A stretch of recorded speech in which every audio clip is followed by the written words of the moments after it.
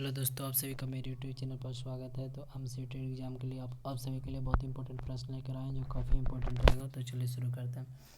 प्रश्न है कि वयस्क व्यक्ति के मस्तिष्क का वजन कितना होता है? तो 1400 ग्राम होता है। अगला जो प्रश्न है कि 2 बार आने वाले दांतों की संख्या कितनी होती है? तो 2 बार आने वाले दांतों की संख्या 20 होती है, संख्या में 20 होती है। अगला जो प्रश्न है, मनुष्य एक सामाजिक प्राणी है, यह कथन किसका है? तो यह कथन अरस्तू का है। अगला प्रश्न है, बालक में सामाजिकरण का परिणाम किस अवस्था में आराम होता है?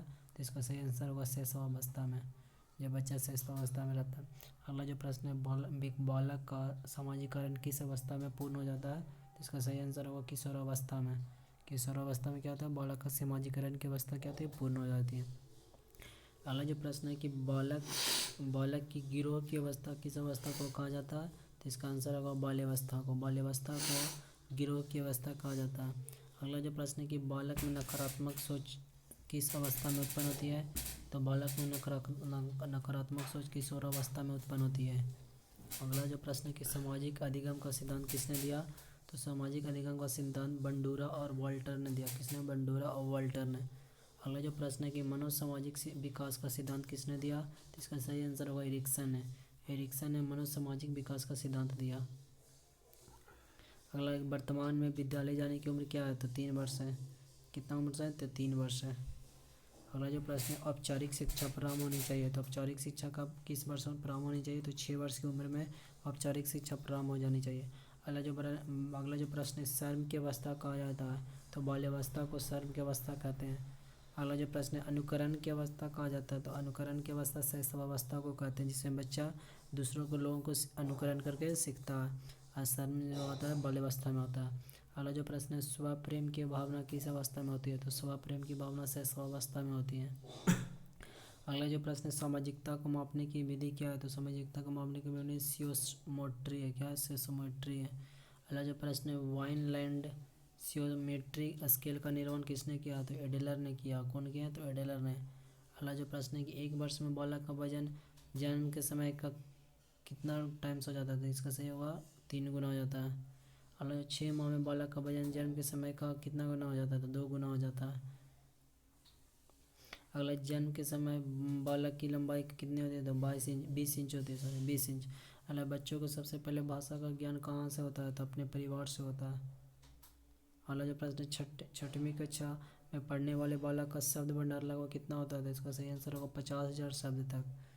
कितना? 50,000। अगला जो प्रश्न है कि दसवीं कक्षा में पढ़ने वाले बालक का शब्द भंडार कितना होता है? तो इसका सही आंसर होगा 80,000 तक। अलावा लड़का एवं लड़कियों में किसका शब्द भंडार सबसे अधिक होता है? तो लड़कियों का शब्द भंडार अधिक होता है। अगला, भाषा को सीखने के साधन कौन कौन से हैं? तो भाषा को सीखने के साधन निम्न है। तो पहला जो अनुकरण द्वारा यानी दोहरा कर। अगला जो है खेल विधि द्वारा। अगला, कहानी सुनाकर। फिर चौथा क्या? वार्तालाप द्वारा। पांचवा क्या? प्रश्नोत्तरी विधि द्वारा भी भाषा सिखाया जा सकता है। अगला, लड़कियों संकेतों द्वारा बात करना किस उम्र तक सीख जाती है? तो 6 वर्ष की उम्र तक सीख जाती है।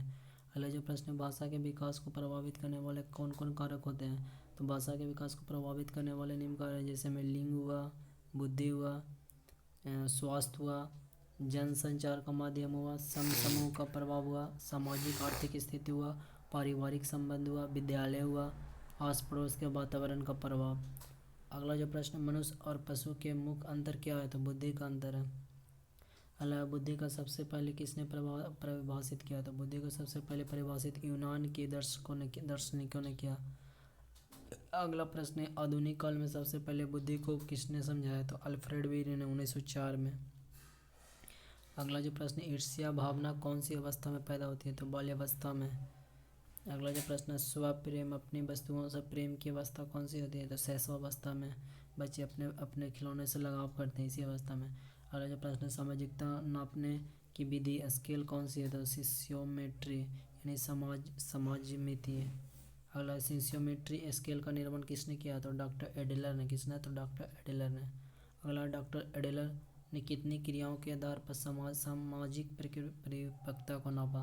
तो 117 सामाजिक क्रियाओं बनाई जो जन्म से लेकर से किशोरावस्था तक थे। अगला, बालक मानव ध्वनि एवं अनध्वनि में अंतर करना कब सीख जाता है? तो 1 माह में। अगला जो प्रश्न है कि अंतर्मुखी एवं बहिर्मुखी में से सामाजिक विकास किसका अधिक होता है? तो बहिर्मुखी का।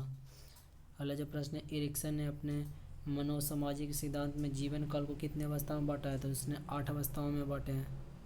अगला, विश्व में पहली बार मनोविज्ञान की प्रोग्रामशाला किसने, कब और कहाँ स्थापित हुई? तो विलियम वुड ने 1879 में जर्मनी में स्थापित हुआ था। अगला जो प्रश्न है, सामाजिक विघटन की क्रियाएं किसे कहते हैं? तो तनाव, झगड़ा, लड़ाई, संघर्ष आदि को कहते हैं। अगला, शिक्षा में प्रयोजनवाद की विचारधारा का प्रवर्तक कौन थे? तो विलियम जेम्स थे। कौन थे? विलियम जेम्स थे। अगला जो प्रश्न है, बच्चों के लिए सबसे उत्तम शिक्षक वह है जो स्वयं बालक जैसा हो। यह कथन किसका है? तो यह कथन है मेनकेन ने कहा। अगला जो प्रश्न है, शिक्षा आचार संहिता क्या है? तो शिक्षा के मानक व्यवहारों की सूचक पुस्तिका को आचार संहिता बोलते हैं। अगला, शिक्षक योग्यता, प्रयासों एवं उनके व्यवहार का सही मूल्यांकन किसके द्वारा किया जाएगा? तो उसके छात्रों द्वारा। अगला जो प्रश्न है, छात्रों में वैज्ञानिक दृष्टिकोण उत्पन्न किसके द्वारा किया जाता है? तो तर्क संगत विचारों के प्रस्तुतिकरण द्वारा। अगला जो प्रश्न है कि सामाजिक समायोजन को कठिन काल किसे कहा जाता है? तो पूर्व किशोरावस्था को, जो लड़कियां एवं लड़कों दोनों के संदर्भ में है। अगला, छात्रों को विश्वास प्राप्त करने हेतु शिक्षक को उनके साथ कैसा व्यवहार करना चाहिए? तो मित्रवत जैसा व्यवहार करना चाहिए। अगला जो प्रश्न है कि पियाजे ने बौद्धिक विकास के 4 सुस्पष्टों को किस विद्वान द्वारा पहचाना गया था? जीन पियाजे द्वारा। अगला जो प्रश्न है कि बालकों की सोच अमूर्तता की अपेक्षा मूर्त अनुभव एवं प्रत्यय से होती है, अवस्था कौन सी होती है? तो यह अवस्था कौन? तो 7 से 12 वर्ष तक की होती है। तो यह था आज का हमारा अंतिम सवाल। इसी तरह का प्रश्न आप देख सकते हैं सीटेट एग्जाम में, आने वाले एग्जाम में। तो आप जरूर वीडियो देख कर जाएगा। वीडियो देखने के लिए आप सभी को बहुत बहुत धन्यवाद।